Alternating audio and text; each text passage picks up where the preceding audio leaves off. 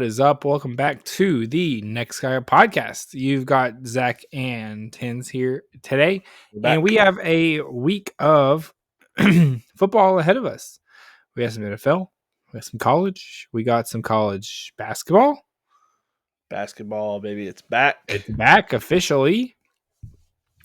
We've got some college playoff rankings, the first ones. We have NFL is kind of rounding into mid-season form at this point. We get a little bit better picture. Yeah, had the trade deadline, craziest trade deadline we've probably ever had. I remember last year's episode, me and Mason talking about it. It was before the trade deadline was official, and it was pretty quiet. But this one, not so much. We'll definitely get into it because there was some people are making moves, some contender moves, and some people are doing something dumb. And we'll definitely get into that. Are you talking about the Titans? No. Titans didn't do anything. I mean, they didn't do anything this week other than trade that defensive lineman. But I guess they could have traded Jeffrey Simmons and Calvin Ridley and freed up some more cap space, but they wanted to keep those guys. All-time shot, though, from your GM. I know you didn't see this because you hate the Titans right now, but your GM had a press conference today. No, he had a press conference talking about why he traded the players he did last week. Yeah. And he pretty much said that Brownlee Jr. was traded because he doesn't fit what they want because he's not in the film room and he's lazy at practice. Like straight up called him out. It was like, that's why we traded him. Wow. And the player responded on Twitter with a bunch of laughing faces. Oh. So, it's good. Just, I don't know, really good vibes and stuff coming from listen, the Titans we understand. Yeah, Titans are in shambles. That's fine. We're okay with it. It's triple tank. Live in the mud. You got a new stadium coming. That's all that matters. Yep. And I'm Turns glad out people will pay just for come it. to games in a new stadium. And if not, at least you can get all the country artists to have your concerts there. Make some money. Bingo. Bingo, bongo. Forget the team. No, the team's going to be good eventually. Don't worry. If you build it, they will come. They're good players. You have to start with the stadium first. That's how you build an organization. Just from the stadium down. I like that, actually. It's a good motto. Thank you. I should pitch it to the Tennessee Titans organization. We're building it, so please come, good players. That's funny. I like that. Yep. But so we got the first playoff prediction or playoff rankings. Playoff rankings, yes. So no longer do we care about the AP poll. It's out. Who cares? Yeah, it's pretty much worthless this year. Yeah, it's always worthless, but extra now that we have the playoff rankings. Anything really jump off the page to you to begin with? I had two. Yeah, a couple things. I don't know, the Ohio State, Indiana of it all. I mean, it's not really surprising. They've been dominant in pretty much all of their games. Texas A&M maybe could feel a little bit snubbed potentially out of that top three. I'm not sure it's going to matter long term. They're also undefeated in the SEC. So I don't know. And then you have Bama and Georgia both with one loss. Obviously, Bama beat Georgia. And Bama had that first loss at the first game of their season. So none of that's really surprising. Oregon slots in at number 6 with their only loss being to Indiana.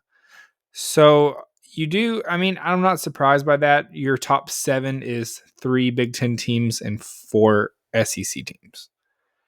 Then you've got BYU, Texas Tech at 8 and 9. They play each other this week, so that's going to change. I think this is not an unpopular opinion. Notre Dame at 10 just feels disgusting. A Notre Dame team that truly just has not really beaten anyone of any sort. I mean, they beat USC, I guess. But their losses were, I guess, good losses. But the Miami loss is aging a little bit worse nowadays. And so Notre Dame is there at 10, Oklahoma at 11, Virginia at number 12, Texas at 13, just on the outside. Uh, Obviously, Georgia Tech would have been there. They're at 16 now until they lost this past weekend. Vanderbilt's there at 15, kind of lurking in the shadows. You won't have to worry about Vanderbilt after their last game. They're not going in. Notre Dame, just lock them in. Their schedule is just Charmin soft from here on out. Ohio State, Indiana are essentially locked in. I think A&M basically is as well. They played Texas, I know, but I think if they lost that game, they'd probably still make it. Because then they would probably lose what if they lost another game, it would be the SEC championship game, right? I mean, Texas A&M feels like they're. Oh, I don't know, really. I guess if they lost to Texas, that makes it interesting on who's going to play in Atlanta because you got a bunch of one-loss Texas SEC only has teams. one loss in the SEC as well. A&M. Because A&M, Bama, Georgia, yeah, they're Ole Miss. Given they all went out, obviously. Yeah. Ohio State, Indiana, Oregon are basically locked in, I would say. I think Notre Dame is essentially locked in as well, unless something crazy happens. Yeah, because I guess Oregon's last real game is this week against Iowa, right? Yeah. Yeah. It's the last even decent team they play. Indiana, Ohio State don't play any more decent teams. Their schedule's over. Yeah. They'll probably play in the Big Ten championship against each other, and then they'll both still go. It won't matter. Yeah. So is there? I read people throwing out the theory that the best thing for the Big 12 to try and get two teams in is whoever wins this weekend, Texas Tech and BYU, for the loser, for it to be a rematch, and then the loser of that game, then winning the Big 12. And then you think they're going to get two? Like if that perfect scenario were to happen? Yes, because I think the Big Ten's only sending 3. So I think it opens up some slots. Yeah, because I guess coming into the season, you thought 4 for the Big Ten with Penn Nebraska State. was talked about. Penn State was talked about. Both those are pretty bad at this point. So I mean, it's a very, very top heavy league there. Like there's no one even really very close to jumping in. I mean, USC is the next highest out of the Big Ten at 20. Yeah, and that's just USC, Michigan are right there. I guess. Yeah, because Georgia Tech's loss puts them in a bad spot for the ACC. Really, the ACC is only going to get one again. I think if Georgia Tech wins out, and then yeah, I think the ACC will get one. Yeah, I think Big 12 could get 2. But I mean, Utah's is they're lurking, but yeah, they have 2 losses. But I think one of them was like really early, pretty good loss. Yeah, they lost to BYU, and then they BYU. lost to Texas Tech. Oh, both. So actually, they have 2 conference losses. Yeah, I don't know. Big 12 is interesting. Honestly, always is. I think Texas Tech and BYU both in the playoffs would be pretty fun. So yeah, I feel like they had a chance to do this last year because we were talking about Colorado, and then they just eat each other alive. That's what the Big 12 does. Yeah, at this point last week, I was really worried about that because of Tennessee's chances to get in, and now I just want chaos. I wouldn't care if there were 3 Big 12 teams make it, to be honest. Oh, less SEC. That's great. I really am I hate watching Vanderbilt right now pretty hard. Oh, no. That's all that I care about is Vanderbilt not making this playoff. That would sting a little extra, right? They can't. Yeah. Under no circumstances.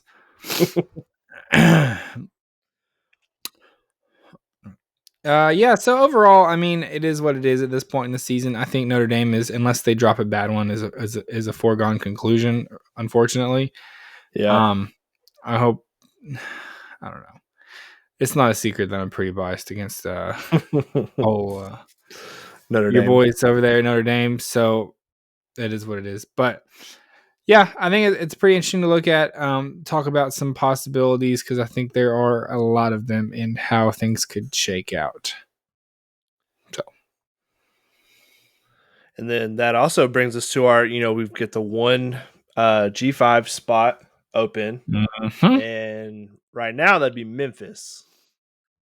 who has a huge game on Friday. They do. So Michigan, despite taking that loss to UAB, are now, because they beat USF, are poised to be that G5 spot. I think it's probably still going to come down to the Atlantic championship game, probably. Okay. Because they have to be a conference champ in order to make it. So it doesn't really matter what their record is, as long as they make the conference champion. And they kind of pick the best team out of all the G5 conference champions. Is kind of how that goes. So at the end of the day, if USF were to win the championship game, they would probably still go. But Memphis does have a big time matchup this week against Tulane. Tulane's having a very good season as well. They only have 2 losses on the year, and they're still competing for that. If Tulane could win this game, the AAC all of a sudden is pretty wide open with Memphis with 2 losses. And there's a lot of 2-loss teams there kind of eating each other. Could be very fun. We've talked about the Memphis team a good bit, but yeah. They right now Tulane's odds to make the playoffs are at plus 1200. Memphis is sitting at 350 actually. USF at 230, and then North Texas. I actually kind of want to throw this out as a pick. I think this is a team that maybe sprinkle it on here at plus 250. So the second lowest odds of like the G5 school, like the last kind of playoff spot, is North Texas. North Texas's freshman quarterback is absolutely insane. He is going to be on an SEC roster next year. He was a walk-on over the summer and earned a scholarship, battled his way up the depth chart. Apparently, he's been working with Patrick Mahomes' private QB coach since he graduated high school, and is just like he looks every bit of like a big time college quarterback. He's 18. He's leading college football in pass yards. I mean, he's just insane. So I like North Texas to actually steal. What are they? 250? Come out of the America. It's come out of the American. Yes, they are at plus 250. Okay, so North Texas lost to South Florida 63-36 back in early October. That was one of our easier best of the rest overs. Yes, we ever hit. But now North Texas beat Charlotte, and they beat UTSA, and they beat Navy, who was previously unbeaten, I think. And so now all they have left is UAB, Rice, and Temple. And I think I think their odds are so good because there's a pretty good chance if they win out that they're playing for the championship there in the Atlantic. So Navy is 5-1 in conference. Memphis is 4-1 in conference. North Texas is 4-1 in conference. So I think there's a pretty good chance Navy drops another one. Yeah, Navy plays Notre Dame this weekend. Yeah, and they still have to play Memphis. Yeah, Notre Dame and South Florida. Holy cow, Navy's got all theirs. Navy plays Notre Dame, South Florida, Memphis, back to back to back. That's a tough little stretch for. So I think most people are discounting Navy's there. So I think, so other than Navy, your top 4 teams are Memphis, North Texas, South Florida, Tulane. So it's going to come down to some tiebreakers, probably, honestly, to see who makes that championship game there. But a lot on the line.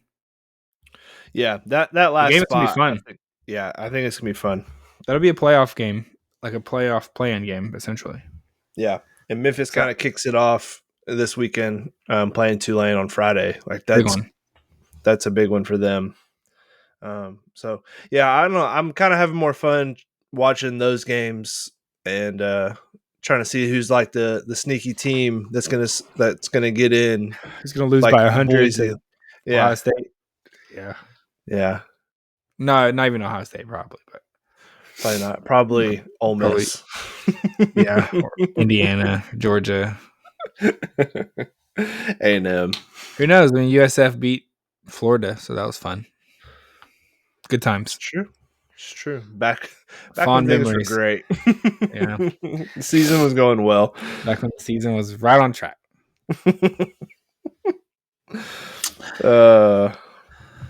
Okay, well, 10's coming. I know we had a big it feels like it was a heavy NFL news cycle Yes. in the last couple of days. Do you want to break down any of the action from the trade Yeah. deadline? Yeah. So normally the trade deadline in the NBA is always popping. You always got big players moving around and forcing trades. That's a normal thing in the NBA. In the NFL, it's really you see these big trades happen in the offseason around the draft time. That's really the only time it happens. But this year, you saw a few teams go and say, "Hey, let's make a big splash. Let's try and do something here." So uh, first off, the Jets. The Jets are complete and totally in rebuild mode. They just traded away two cornerstones of their team in Sauce Gardner and Quentin Williams. We'll go Quentin Williams first. 26-year-old defensive tackle, former top 10 pick. He is probably the best defensive tackle in the NFL. Gets traded to the Cowboys. The Cowboys are so weird because they trade away Micah Parsons for 2 first-round draft picks. We all know who Micah Parsons is a great player. The Cowboys' offense has not been the issue this year. They've been putting up points, they've been scoring, but their defense is just it's non-existent. There's no pass rush. They can't stop the run. They made 2 trades this week. They traded for Logan Wilson, middle linebacker from Cincinnati. He'll be fine. He'll help stop the run. He's a solid player. But adding Quentin Williams to a team that is desperate for defensive help was a really good idea. It's really smart. If you still had Micah Parsons rushing off the edge, you still don't have much of a pass rush. Quentin Williams can get a lot of that done at the defensive tackle spot by pass rushing up the middle, but it's just poor team building as far as not keeping Micah, because you still could have made this trade with your own draft picks and gotten Quentin Williams. But that's the Cowboys. Good trade for them. The really good trade for the Jets, because now the Cowboys can't trade. The Jets get the best pick of the Cowboys and Packers for the next 2 years for this trade. So that means the Cowboys can't trade either one of those first round picks they got from the Packers or their own, because the Jets get the better of the picks from the Cowboys. Interesting. So smart trade from the GM of the Jets doing that. And then I know Sauce Gardner is a very good corner. He's highly regarded as one of the better corners in the league. He's top 10 corner in the whole league. You got 2 first round draft picks for him, and you got rid of his contract. He was making the most money for the cornerback position. That contract started after this one, because he's still on his rookie deal for this season. And you trade him to the Colts for their next 2 first round draft picks. The Colts, this is them saying Daniel Jones is our guy. They're going to probably re-sign him in the offseason because he is on a 1-year deal. And this is them just loading up and saying, hey, we're going to go get another player to help our defense, which their defense is playing well. Sauce Gardner is just going to add to that. Is a little rich, in my opinion, but the Rams did the same thing for Jalen Ramsey when they saw that they thought they had a Super Bowl window. They went and got Jalen Ramsey, traded 2 first-round draft picks. It worked out for them. They got a Super Bowl out of it.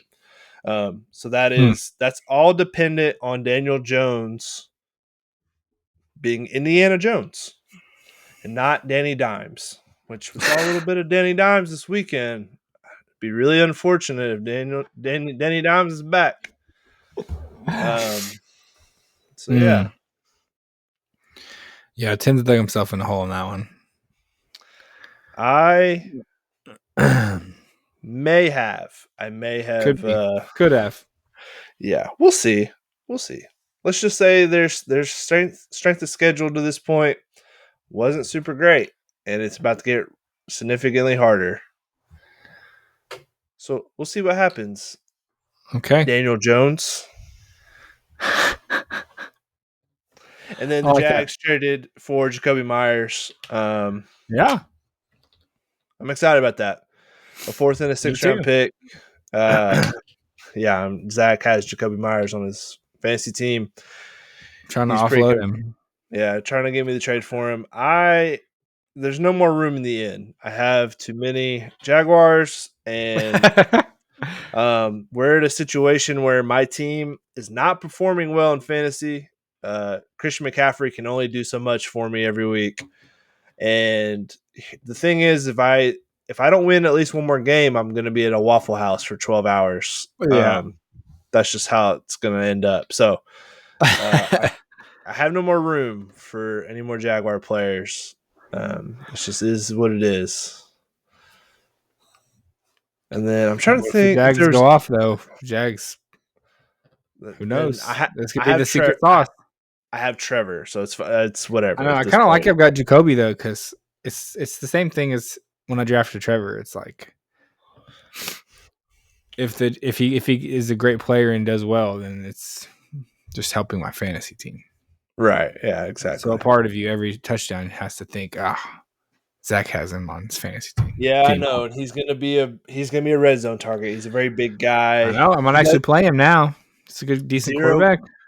0% drop rate the last 2 years. Good. He's not afraid to go over the middle like Brian Thomas Jr. is apparently. So yeah, I think it's great. I think this is the ultimate. This is a good test for us to see if there's been a lot of conversation lately. Most of it driven by tins. Oh no! About what?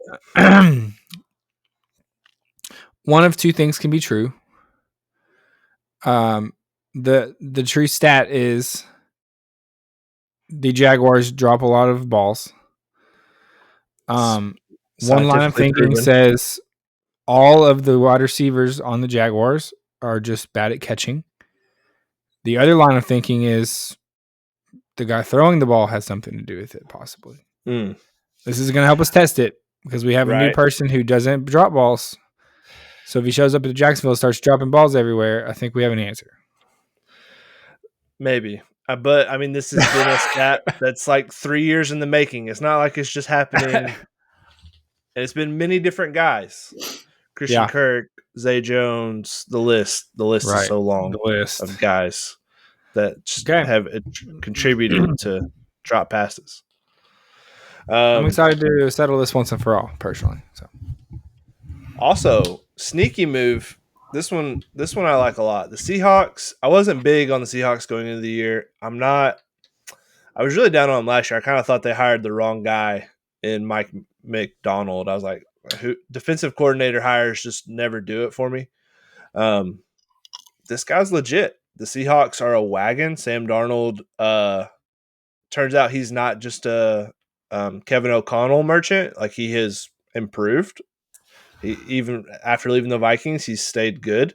So shout out to him. The Seahawks are awesome, and they traded a 4th-round pick for Shaheed from the Saints. So also my fantasy team. Oh, well, he's about to have an uptick because Sam Darnold loves to chuck the ball. You get another outside threat, another option for him to throw to outside of JSN, who is having the best receiver season so far this year. So yeah, the Seahawks are dangerous, and the whole NFC West is dangerous outside of the Cardinals, who are a dumpster fire. Kyler Murray went on IR today. Also my fantasy team. Part of it is, in my opinion, he is hurt, but at the same part, head coach Gannon, I can't think of his first name, but it doesn't matter. He's getting fired. So he's irrelevant. Said how the offense has looked better the last 2 weeks with Jacoby Myers as the quarterback. I just think, and Kyler's made a lot of weird comments in the media this year about like not being around much longer. He made the comment about the new training facility being built and it was going to be done in 2 years. And he said, yeah, I might be around. Hopefully I'm around when it's here, but I doubt it. So he's definitely going to be somewhere else. He's going to be a Jet. He's kind of destined to be a Jet quarterback, I think. It just feels like that feels like a Jets move. They'll trade a couple draft picks for him since they have so many. I mean, they have I think I saw they have 8 first and second round draft picks in the next 2 drafts. That's pretty good. That feels like a lot. Yeah. So Shaheed going to the Seahawks, and then the NFC West is just like the Rams. I think the Rams are the best team in the NFC, They look like a buzzsaw right now, offensively and defensively. I think it's time. I think it's time for an exacta. And here you go. Rams over Chiefs Super Bowl. I don't know what the odds of that are. Wow. I saw some people throwing some around earlier, but go find that and bet it. That's my prediction. I think that's what we're going Rams to get. over Chiefs. I think the Rams beat the Chiefs in the Super Bowl. Oh, here we go. I'll find it. Oh, wow. It's at the top. Plus 3,500 for the Rams to beat the Chiefs in the Super Bowl. What about the other way around? What about Chiefs beat the Rams? That's actually the favorite of anything at plus 3,000. That's the number one. So what's crazy to me, it feels like they're not going to lose 2 in a row. Okay, but so Zach, if the season ended today, do you know who's not in the playoffs? I know, but that doesn't matter. It should matter. They got Rasheed. Their whole team is different. I mean, They still have to play the Broncos, I think twice. I mean, yes, I know, but for the fact that that at 5-4 the Chiefs are not in the playoffs if the season ended today, and they are the Super Bowl favorites right now. If you go on to DraftKings, they're plus 600 with the Bills. That's wild. Like, it's a tight game to the Bills, but the Bills are at home, so I mean that's not a bad loss. No, it's not. Rasheed Rice is a huge part of their offense. Clearly, I mean, if he plays a big role there, and him coming back changed the team. I feel like a good bit for sure. It's just crazy. Like, going into that game, Patrick Mahomes was the favorite to win MVP. Now it's Josh. It's flipped because he won head to head. But to me, I don't know. That's just wild to me that the Chiefs are the Super Bowl favorites right now, but the season ends today, and they're not even in. You know the narrative though that Travis Kelce has to be at the Super Bowl with the confetti with Taylor Swift there. Like that's the scene that the NFL wants. It's gonna happen. Or he goes out sad, and Matthew Stafford gets to go out with a win and retire because this is it for him. It's not as flashy. Not as flashy. Well, I don't know. This season, it's just weird. Like the Ravens, the Ravens are now the odds-on favorite to win their division, even though their record, they had a losing record up until. Oh no, they still have a losing record. I was gonna go into like the awards, but they're so cut and dry. Like Jackson Dart minus 200 to win Offensive Rookie of the Year. Yeah, that makes sense. Defensive Rookie Abdul Carter is the favorite. Like he's the only defensive player that's a rookie you even hear about. Offensive Player of the Year, Jonathan Taylor. Yeah, Jonathan Taylor should be getting more MVP talk. Jonathan Taylor has more touchdowns than the Tennessee Titans do as a whole. He does by himself. Who cares? And also has more than the Raiders. It's tough. Yeah. Like, I mean, he's just a one-man wrecking crew, but they never let anyone but quarterbacks win the stupid MVP award. But it's been a very interesting Give it to Baker. NFL season. Oh, man. I'm still on the Bucs. I have their Super Bowl future. The NFC is it's loaded. I mean, you've got the Rams, the Seahawks. You can throw the 49ers there. So that's 3 in one division. You got the Bucs. They're going to win their division pretty easily. Their division stinks. The Falcons are fake. Like they're never actually good.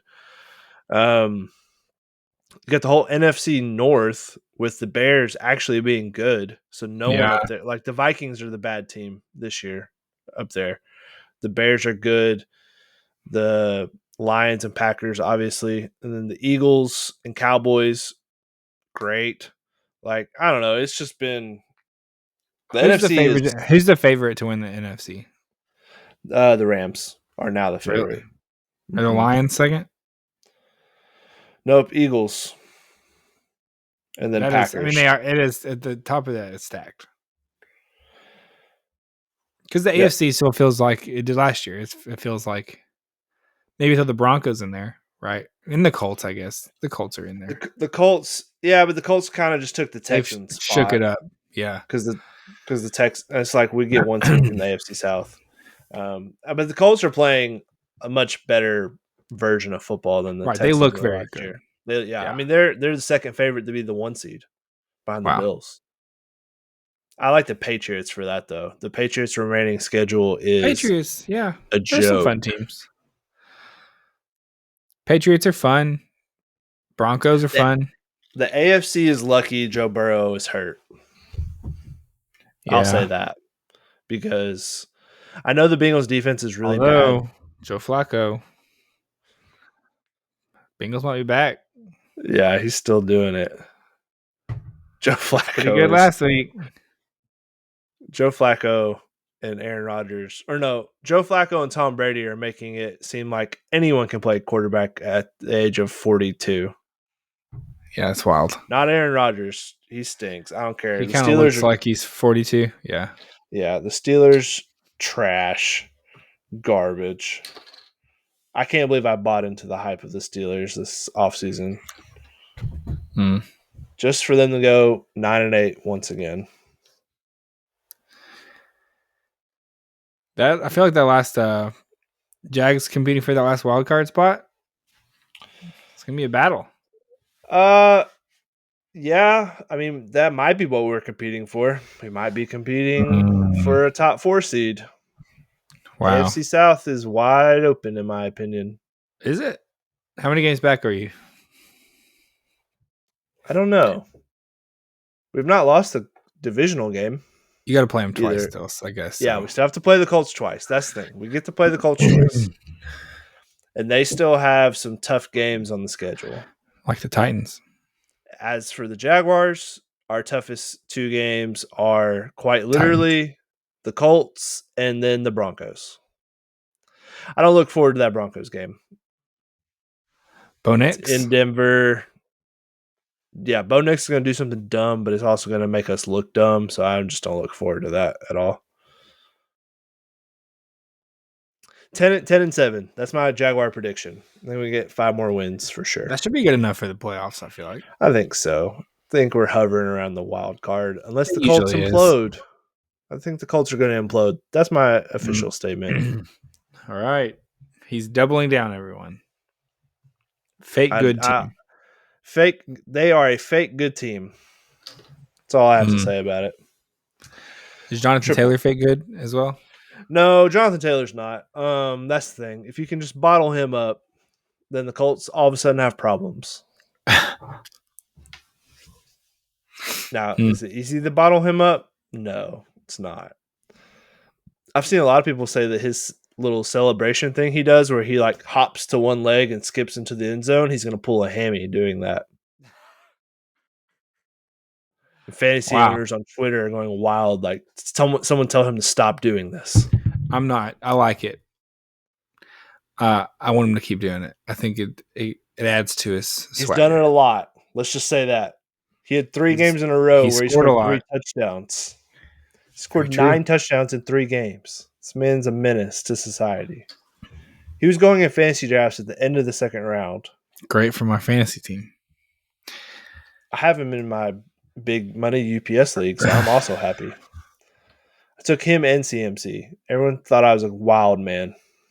Kyler Murray was my big loss. That was my only real whiff. Can I say something about Kyler Murray? Yeah. Can he just go play baseball? I'm just kind of done believing in Kyler Murray as an NFL quarterback. Like, go play baseball, go play Call of Duty. The Cardinals aren't bad, and that he's not going to go somewhere and be much better. Like we've seen other quarterbacks I think it's him. Like Marvin Harrison and him were beefing, and Jacoby Brissett talked about it in the press conference. He's like, "Yeah, me and him have a good relationship. Like he's been having a hard few weeks, and I think and Marvin Harrison has played very well with Jacoby. He's like, I think you can see that we've got a good connection and we communicate." Like, Kyler and Marvin Harrison were like not talking on the sideline. They were kind of just like both pouting. I don't know. I just don't think Kyler has that like leadership quarterback guys rally around him type thing. I think he's too focused on Call of Duty. Could be. I think he needs to just go play baseball. He was a really good baseball player. He's a top 5 pick. Just go do that. I'd like for him to play good football this year somewhere. He's done this year, Zach. You can just go and drop him. He's Wrong. on IR. He's going to miss the next 4 games.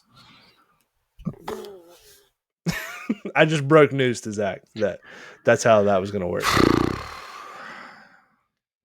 I'm so glad I picked up Jackson Dart. I would be cooked. Yeah, you're welcome. Thanks, Tens.